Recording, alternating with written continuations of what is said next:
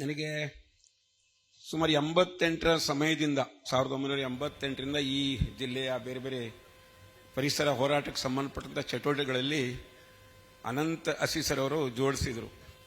ಅದಾದಮೇಲೆ ಪೂಜ್ಯ ಸ್ವಾಮೀಜಿಯವರು 1992ರಲ್ಲಿ ಏನು ಬೇಡ್ತಿ ನದಿಗೆ ಕಟ್ತಾ ಇರುವಂಥ ಡ್ಯಾಮ್ ಅನ್ನು ವಿರೋಧಿಸಿ ದೊಡ್ಡ ಪ್ರಮಾಣದಲ್ಲಿ ಹೋರಾಟ ಮಾಡಿದ್ವು. ಅಂದಿನಿಂದ ಬೇರೆ ಬೇರೆ ಸಂದರ್ಭಕ್ಕೆ ನಿರಂತರವಾಗಿ ಈ ಜಿಲ್ಲೆ ಮತ್ತು ಪಕ್ಕದ ಶಿವಮೊಗ್ಗ ಜಿಲ್ಲೆ, ಒಟ್ಟಾರೆ ಮಲೆನಾಡಿನ ಜಿಲ್ಲೆಗಳ ಜನರಿಗೆ ಆಗ್ತಾ ಇರುವಂಥ ಅನೇಕ ಯೋಜನೆಗಳ ತೊಂದರೆ ಬಗ್ಗೆ ನಾನು ಭಾಗವಹಿಸೋದು ಆಗ್ತಾ ಇದೆ. ನನಗೆ ಈಗಾಗಲೇ ಬಹಳ ಹಿರಿಯರು ಮಾತಾಡಿದರೆ, ವಿಶೇಷವಾಗಿ ಪ್ರೊಫೆಸರ್ BM ಕುಮಾರಸ್ವಾಮಿ ಅವರು ಮಾತಾಡಬೇಕಾದ್ರೆ ಉಲ್ಲೇಖ ಮಾಡಿದರು. ಸುಮಾರು 960ಕ್ಕಿಂತ ಹೆಚ್ಚು ಕುಟುಂಬಗಳು ಈ ಯೋಜನೆಯಿಂದ ತೊಂದರೆಗೊಳಗಾಗುತ್ತೆ ಅಂತ. ನಮ್ಮಲ್ಲಿ ಬಹಳ ಜನರಿಗೆ ಗೊತ್ತಿರಲಿಕ್ಕಿಲ್ಲ.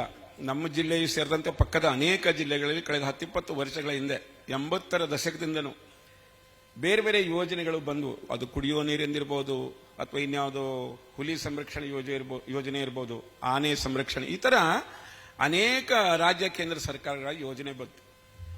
ಆ ಎಲ್ಲ ಯೋಜನೆಗಳಲ್ಲೂ ಈಗಾಗಲೇ ಉಲ್ಲೇಖ ಮಾಡಿದ ಹಾಗೆ ಹೆಚ್ಚಿನ ಪ್ರಮಾಣದಲ್ಲಿ ತೊಂದರೆ ಪಟ್ಟಂಥವರು ಅರಣ್ಯವಾಸಿಗಳು, ವನವಾಸಿಗಳು, ಬುಡಕಟ್ಟು ಜನಗಳು, ಹಾಗೆ ಅಲ್ಲಿರುವಂತಹ ಈ ಅರಣ್ಯ ಅತಿಕ್ರಮಣವನ್ನು ಆಶ್ರಯಿಸಿ ಬದುಕ್ತಾ ಇರುವಂಥ ಎಲ್ಲ ನಮ್ಮ ಬಂಧುಗಳು. ಈ ಜನಗಳು ಈ ರೀತಿ ಹೋರಾಟದಲ್ಲಿ ಬಹಳ ಭಾಗವಹಿಸಬೇಕನ್ನುವಂಥ ಬೇಡಿಕೆ ಇದ್ದಾಗೆಲ್ಲ ಒಂದು ಶಕ್ತಿ ಕೆಲಸ ಮಾಡ್ತಿತ್ತು. ಅದೆಲ್ಲ ನೀವು ಹೋಗಬೇಡ್ರಿ, ನಿಮ್ಮ ಕಷ್ಟ ನೀವು ನೋಡಿ, ನಿಮ್ಮ ಕೆಲಸ ನೀವು ನೋಡಿ, ನೀವ್ಯಾಕೆ ಅದರಲ್ಲಿ ಭಾಗವಹಿಸಬೇಕು, ಈ ರೀತಿ ತಥಾಕಥಿತ ಒಂದು ಜನಾಂಗವನ್ನು ಉದ್ದೇಶಿಸಿ ನೀವು ಭಾಗವಹಿಸೋದು ಬೇಡ ಅನ್ನೋಂಥ ಮಾತನ್ನು ಹೇಳ್ತಿದ್ರು. ಆದರೆ ನಾವೆಲ್ಲರೂ ಇವತ್ತು ಬಹಳ ದೊಡ್ಡ ಸಂಖ್ಯೆಯಲ್ಲಿ ಈ ಎಲ್ಲಾ ಸಮುದಾಯದವರು ಸೇರಿರುವಂಥದ್ದು ನಾವು ನೋಡ್ತಾ ಇದ್ದೇವೆ.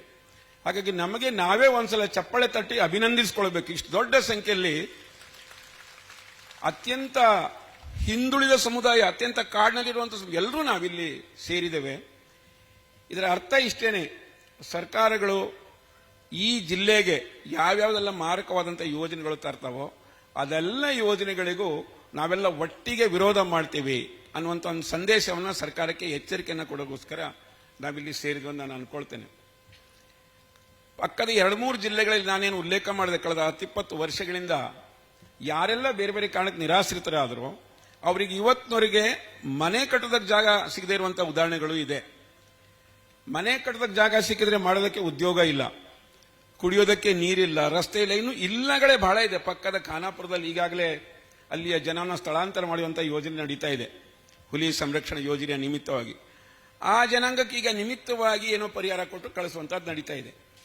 ಅದೇ ಸ್ಥಿತಿ ನಮ್ಮ ಜಿಲ್ಲೆಗೆ ಬರೋದು ಬಹಳ ದೂರ ಇಲ್ಲ. ಈ ನದಿ ಜೋಡಣೆಯ ಯೋಜನೆ ಇರ್ಬೋದು, ಇನ್ಯಾವುದೇ ಯೋಜನೆ ಇರ್ಬೋದು, ಈ ಜಿಲ್ಲೆಗೆ ಬರುವಂಥ ಪರಿಸರ ಮಾರಕವಾದಂಥ ಎಲ್ಲ ಯೋಜನೆಗಳು ಒಂದಲ್ಲ ಒಂದಿನ ನಮ್ಮ ಮಕ್ಕಳು ಮನೆಯೂ ಇಲ್ಲದೆ, ಹೊಲವೂ ಇಲ್ಲದೆ ಎಲ್ಲೆಲ್ಲೋ ಬದುಕುವಂಥ ಸ್ಥಿತಿ ಬರಬಹುದು ಅನ್ನುವಂಥ ಒಂದು ಎಚ್ಚರಿಕೆಯ ಗಂಟೆಯನ್ನು ಪೂಜ್ಯ ಸ್ವಾಮಿಯವರು ನಮಗೆಲ್ಲ ಕೊಟ್ಟಿದ್ದಾರೆ. ಅದರಂತೆ ನಾವೆಲ್ಲ ಭಾರಿ ದೊಡ್ಡ ಪ್ರಮಾಣದಲ್ಲಿ ಎಲ್ಲ ಸೇರಿದ್ದೀವಿ. ನಾವೆಲ್ಲರೂ ಪೂಜ್ಯ ಸ್ವಾಮೀಜಿಯವರಿಗೆ ಅವರ ಹಿಂದೆ ನಿಂತು ದೊಡ್ಡ ಪ್ರಮಾಣದಲ್ಲಿ ಬೆಂಬಲ ವ್ಯಕ್ತಪಡಿಸ್ತೇವೆ. ಆಗಲೇ ಹೇಳಿದಾಗೆ ಈ ಹೋರಾಟ ಯಾವ ಹಂತಕ್ಕೆ ಹೋಗುತ್ತೆ ಅನ್ನೋದು ಈಗಲೇ ನಿಶ್ಚಿತ ಇಲ್ಲ. ಆದರೆ ಆ ಯಾವ ಹಂತಕ್ಕೆ ಹೋದ್ರೂ ನಾವು ಪೂಜ್ಯ ಸ್ವಾಮೀಜಿಯವ್ರ ಜೊತೆಗಿದ್ದೇವೆ, ನಮ್ಮೆಲ್ಲ ಬಂಧುಗಳು ಅನ್ನುವಂಥ ಮಾತನ್ನು ಹೇಳಿ, ಸರ್ಕಾರಗಳು ಮತ್ತೊಮ್ಮೆ ಇದನ್ನು ಪರಿಶೀಲಿಸಬೇಕು. ಕಡೆ ಪಕ್ಷ ಒಂದು ಪಬ್ಲಿಕ್ ಹಿಯರಿಂಗ್, ಸಾರ್ವಜನಿಕರ ಅಭಿಪ್ರಾಯ ಸಂಗ್ರಹ ಮಾಡಿ ಅದರ ಲಾಭ ಹಾನಿಗಳನ್ನು ಯೋಚನೆ ಮಾಡೋ ಕೆಲಸ ಆದರೂ ಸರ್ಕಾರ ಮಾಡಬೇಕನ್ನುವಂಥ ಮಾತನ್ನು ಹೇಳಿ, ಮತ್ತೊಮ್ಮೆ ನಾವೆಲ್ಲರೂ ಒಕ್ಕೊರಲಿನಿಂದ ಘೋಷಣೆ ಕೂಗಿ ಪೂಜ್ಯ ಸ್ವಾಮೀಜಿಯವರ ನೇತೃತ್ವದ ಈ ಹೋರಾಟಕ್ಕೆ, ಬೇಡ್ತಿ ಅಘನಾಶಿನಿ ಕೊಳ್ಳ ಸಂರಕ್ಷಣಾ ಸಮಿತಿಯ ನೇತೃತ್ವದ ಹೋರಾಟಕ್ಕೆ ಬೆಂಬಲ ವ್ಯಕ್ತಪಡಿಸಲು ಅಂತ ಹೇಳಿ, ಪರಿಸರ ಉಳಿಸಲು